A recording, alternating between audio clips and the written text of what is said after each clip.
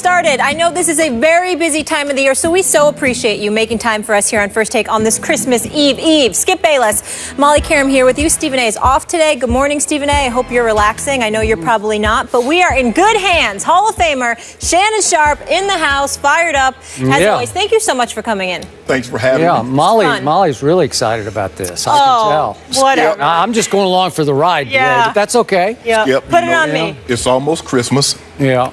I'm not Santa Claus, but I'm bringing knowledge today. Knowledge? I'm bringing it. You know what? I have missed you because the depth of your hate for the Dallas Cowboys and for Tom Brady always makes me laugh. So I'm looking forward to laughing a lot today. And I have a prediction. I have a prediction. Okay. What's that? Later in the show, when I make my case for why Aaron Rodgers did not deserve to make the Pro Bowl, I am predicting that my man Stephen A. Smith will call this show even though he is off. He's completely out today. Watch, he will call. Really? He probably will.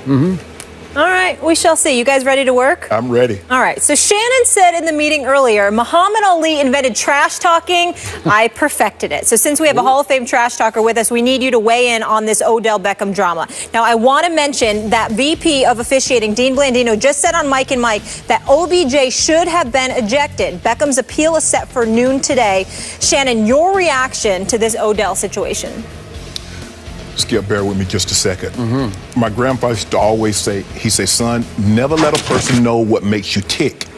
Because once they find out, they can wind you up and make you tick when they want you to. It's good. I like that a lot. And that's what Smart man, your grandfather. And that's what Odell Beckham allowed to happen.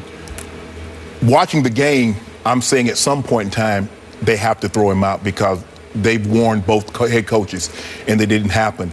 And after that, and he kept going, I'm like, what is being said to get him to that point that he's willing to throw everything that he's worked his entire life for away? I tell guys all the time, I don't mind you being selfish. If you want to be Rookie of the Year, you want to be MVP, have at it. Because if you're going to be that selfish and go out and try to achieve those things, it's going to be for the betterment of the team. But never put your individual goals above that of winning. Team goal. At that moment, he became a selfish player, not for the betterment of the football team. And he hurt the team. I was also disappointed that nobody on the team had the courage, had the guts, or maybe had the cachet to go to him and says, okay, Odell, that's enough. You've done enough. If you want to get back at someone the way when people would trash talk me to try to get me out of my game, I score a touchdown. I win the ball game. Then after the game, I get an opportunity to explain myself what happened. There's speculation and innuendo of what was said and how it was said. And that's disappointing because we live in a different time now, Skip. We can't cross those certain lines that you can't cross anymore. And I know trash talking, it's an art form. And once I know what to say to get you out of your game, now you're not worried about catching touchdowns. Now you're not worried about beating my football team. You're worried about trying to injure or harm me. I've got you, and I'm not going to let you go. Okay. So you were the master of trash talk to me. No one ever got under skin more deeply and more effectively than this man did. I'm going to give you that. So you are the artist talking about this art form that is trash talk. And you just brought up rules of engagement have changed. There are certain lines you can't cross. I disagree with that. And I'm not advocating crossing those lines, but I'm still all about all is fair in love and football or basketball or baseball, whatever high stakes professional game you're playing, all is fair. And in this case, I don't care what line got crossed, what insult was hurled, what slur was aimed at Odell Beckham Jr., you cannot let it sink in. You cannot let it reach that deepest hot button in you that is going to send you completely over the edge. It did. That we saw him go over. And there's one way, as you said, to close all the mouths on the other sideline, and that is to catch the first touchdown bomb that was thrown to you perfectly by one Eli Manning, hitting you right there. If his focus had not been on everything but that football at that moment, and he catches it, it shuts every Carolina mouth, I'm pretty sure, because they'd be like, ooh, because he just ran by your man, Josh Norman. He ran by him. I thought Ryan Clark made a great point yesterday. Josh Norman is mostly a zone corner. Didn't have Odell straight solo man all that much in this game. No. But the two key times that he did, that play and the touchdown play, Odell just blew by him, man. I mean, it just made him look silly because at every snap I'm watching, because we were all spotlighting the matchup, I'm watching Josh Norman. He is bailing on every snap. Even when he's his own corner, he's like, you see him just kind of shrinking off the line of scrimmage, like, uh-oh. That's how scared he was.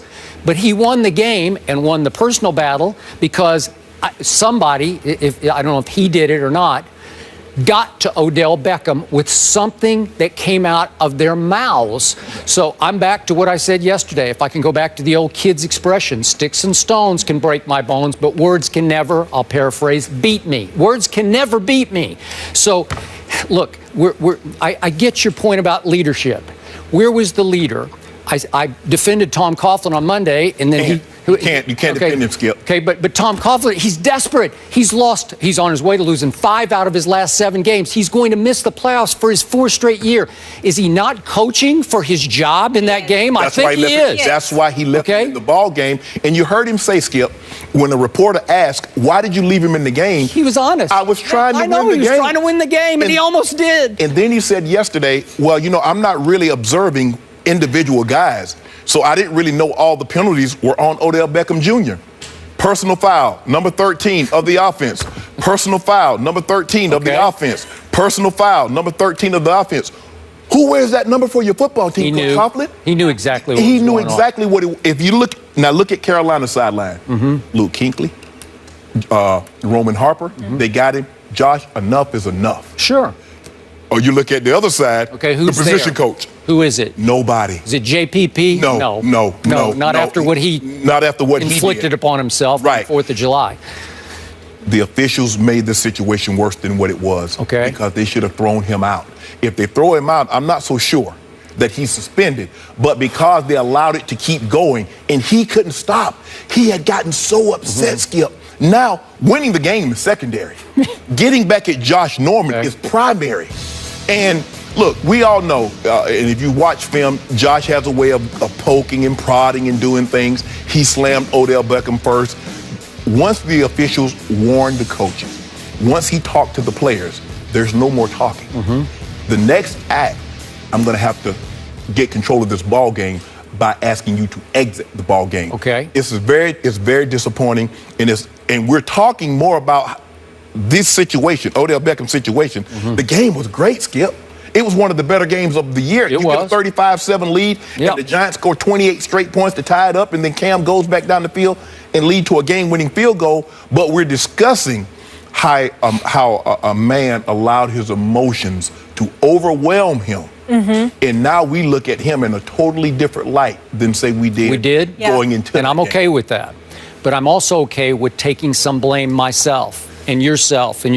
What happened? We're all complicit in this. And your original point about you tell rookies, if you want to be selfish and try to be rookie of the year, I'm okay with that. But ultimately, as you knew, in the end, what I loved about Shannon Sharp's game was, in the end, you were a lot about Shannon, but in the end, you were about your team. Absolutely. And you were about the W. You were about the ring, right? In the end. Yes. That's old school, new school. New school is mostly about me. Instagram followers, Facebook followers, Twitter followers, and my brand. Okay. And what have we done for months and weeks and months on this show? We've talked about ODB is now become the best receiver in football. Greatest catch ever, cover of Madden. So we're all enabling him to be the biggest Big Apple star right now, right? They're mentioning him in the same breath as Jerry Rice. Hey, I got it. Okay. He's an unbelievable talent. And he's still just a kid to me because he came out early from LSU. So I'm not giving him a pass here, but we all put him on such an early pedestal in the Big Apple in New York City. that I think it went straight to his head and he thought he was almost godlike. Like, I'm above all this. And we built up that one-on-one matchup with Josh Norman all week long because we were all, I was looking forward to it. I'm sure you were too. I was, but I also understand that Josh Norman doesn't follow the receivers around. He doesn't travel like Patrick Peterson. Okay. He doesn't have frequent flyer miles like Darrell Reeves or Chris Harris or Keith Talib. Or all of them. He is a guy that basically stays on one side of the field. Mostly a zone outside. Mostly exactly. he is. But I got to say, he has had a tremendous year.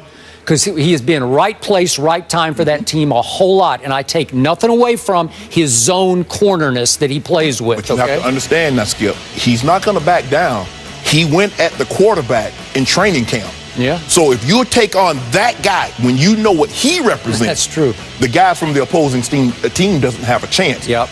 But he's going to have to channel that because now the officials are going to be looking at him, and Odell Beckham Jr. is going to have to worry about this for the rest of his career because everybody's going to try to push that button to get him to act like he did Sunday. Okay, now back to the news of the day, which is Dean Blandino says they should have ejected ODB. Yep. What did I say? You can attest to this. Yeah. First point I made on Monday morning, if you're going to suspend him, you have to suspend this crew of Terry McAuliffe. Because it's so blatant. They let it quickly get so out of control. Yep. You could have thrown more flags. It could have been a double ejection. Blandino said ejections, plural. Yes. So he wanted both thrown out. And by the way, it makes me a little uncomfortable that Dean Blandino has direct communication with the head referee on the field at all times. He can talk in Terry McAuliffe's ear and say, you guys thinking about throwing him out? Maybe you should think a little harder about throwing him out, which always raises questions in my mind. What else are they talking about? What else are they talking about? And when that replay gets reviewed, are they still talking about that? I'm wondering. Yep. My only question, Skip, is that what was the purpose of the referee talking to Coach Coughlin, talking to Coach Rivera about getting this team under control and allowing it to escalate as it did? If you're going to talk to him, now it's just like baseball. You throw at the guy, the umpire come from behind the plate, he'll point at you, he'll point at you. Now, if it happens again, the next guy's getting tossed. Okay, I get all that. But back to my point about what a pedestal we put not only Odell on, but this matchup on heading into the game. Yep. Refs are just human. They read, they hear, they watch. You don't think they knew in the backs of their minds, this is the marquee matchup of the whole weekend. Yep. We can't. We got to let them play. Yeah, but now he's suspended. He could have been there for Sunday Night Football, maybe, if they had ejected him. But here's the thing, though, Skip. You can't allow a player or players to become bigger than the game. And by allowing him to do what he did continuously, you allowed him to upstage the game. Because there's no question about it, Skip. He should have been gone in the first quarter. But I think he had already upstaged the game of football. I'm serious about this. I don't think you're realizing and acknowledging what a pedestal he had already been placed on. He's a phenomenal talent. I mean, the way the guy can catch the football, he can run the route tree. He's special. I'm going to give him his credit. He overreacted. Now, moving forward, how does he get that? How does he harness that? Because you know every game they're going to be whispering. You better be ready from here on because they know you got what they used to call rabbit ears, man. You got big ears. It's just like a guy that fumbles the football. Yep. They tackle the ball. I know. You have to address that problem for the rest of your career. He's going to have to deal with this for the rest of his career.